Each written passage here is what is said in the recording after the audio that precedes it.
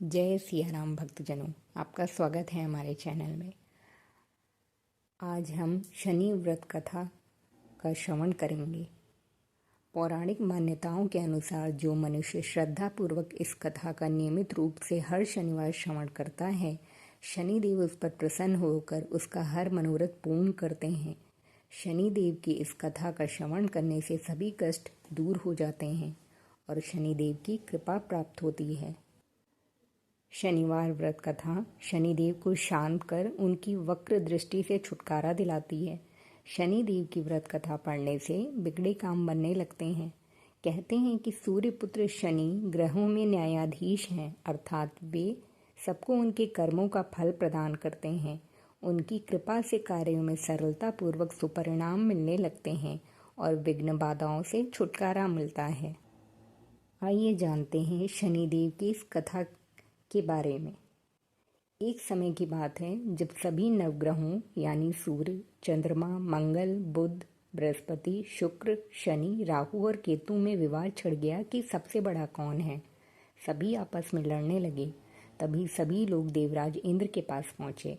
देवराज इंद्र घबरा गए और निर्णय करने में अपनी असमर्थता जता दी, लेकिन उन्होंने राजा विक्रमादित्य का नाम सुझाया और कहा कि वो इस समय पृथ्वी पर अति न्यायप्रिय हैं और वो उन सभी की मदद कर सकते हैं। इसके बाद सभी ग्रह एक साथ राजा विक्रमादित्य के पास पहुंचे और अपनी समस्या रखी। राजा विक्रमादित्य ये देखकर संकट में आ गए, क्योंकि वे जानते थे कि जिस किसी को भी छोटा घोषित किया जाएगा वो क्रोधित हो जाएगा। तब राजा ने एक उपाय बताया। उन्होंने स्वर्ण, रजत, कांस्य, पीतल, सीसा, रांगा, जस्ता, अभ्रक और लौह से 9 सिंहासन बनवाए।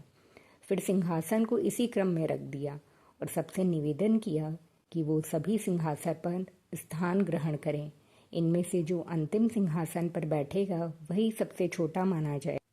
लोहे का सिंहासन सबसे बाद में होने के कारण शनिदेव उसी पर बैठ गए। तभी से वो सबसे छोटे कहलाने लगे। शनिदेव को लगा कि राजा ने जानबूझकर ऐसे चाल चली है। वो गुस्से में राजा से बोले, राजन, तू मुझे नहीं जानता। सूर्य एक राशि में 1 महीना, चंद्रमा 2.25 महीना 2 दिन, मंगल 1.5 महीना, बृहस्पति 13 महीने और बुध तथा शुक्र 1-1 महीने विचरण करते हैं। लेकिन मैं 2.5 साल से 7.5 साल तक एक ही राशि में रहता हूँ। मैंने बड़े बड़े का विनाश किया है। जब श्री राम की 7.5 आई तो उन्हें वनवास हो गया। रावण की घड़ी में 7.5 आई तो उनकी लंका को बंदरों की सेना ने हरा दिया। अब तू क्या चीज है? ऐसा कहते हुए शनिदेव वहां से चले गए। बाकी सभी देवता खुशी खुशी वापस आ गए। कुछ समय बीतने के बाद राजा पर शनि की 7.5 आई। तब शनिदेव बढ़िया बढ़िया घोड़े को लेकर एक सौदागर बनकर वहां पहुंचे। राजा को पता लगते ही उन्होंने अपने सेवक को सबसे अच्छा घोड़ा खरीदने की आज्ञा दे दी। उसने कई अच्छे घोड़े खरीदे। उनमें से एक सर्वोत्तम घोड़ा राजा को सवारी के लिए दिया। राजा के सवार होते ही वो घोड़ा सरपट जंगल की ओर भागने लगा। भीषण वन में पहुंचते ही वो घोड़ा गायब हो गया। इसके बाद राजा जंगल में बिल्कुल ही अकेला भूखा प्यासा भटकता रहा। तब एक ग्वाले ने राजा को पानी पिलाया। पानी पीकर राजा प्रसन्न हुए और उन्होंने उसे अपनी अंगूठी दे दी। इसके बाद राजा अपने नगर की ओर चल पड़े। वहां पर उन्होंने अपना नाम उज्जैन निवासी वीका बताया। उस नगर में एक सेठ की दुकान पर उसने कुछ देर आराम किया और भाग्यवश उस दिन सेठ की खूब बिक्री हुई थी।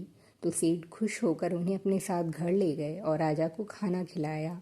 वहां पर वीका ने खूंटी पर एक हार टंगा देखा, जिसे खूंटी निगल रही थी। थोड़ी देर में पूरा हार गायब था।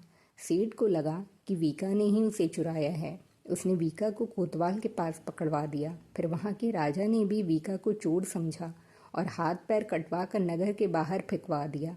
वहां से एक तेली गुजर रहा था। उसे वीका की हालत पर दया आ गई।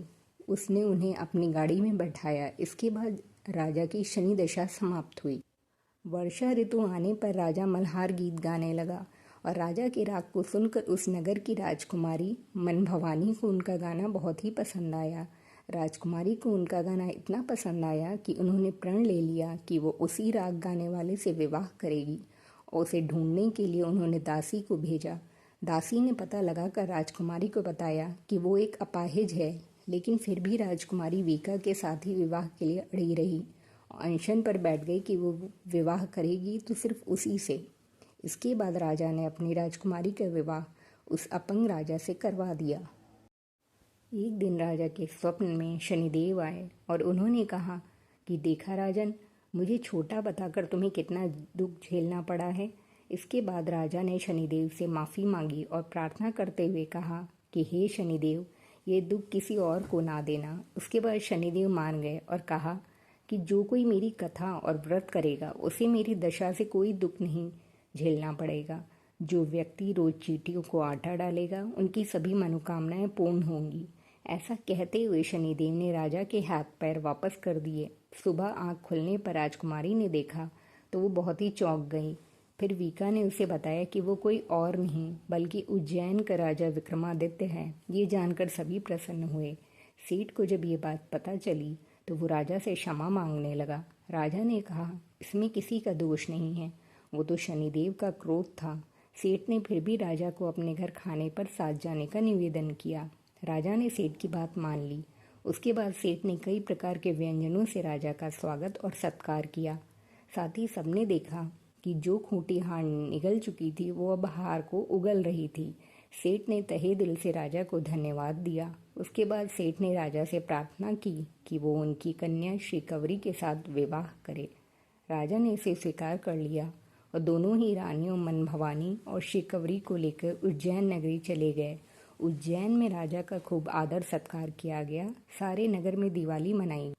राजा ने पूरे नगर में घोषणा की कि मैंने शनिदेव को सबसे छोटा बताया था, जबकि वही सर्वोपरि हैं। सारे अच्छे बुरे कर्मों के कारक शनिदेव भी हैं। तब से सारे राज्य में शनिदेव की पूजा और कथा नियमित रूप से होने लगी।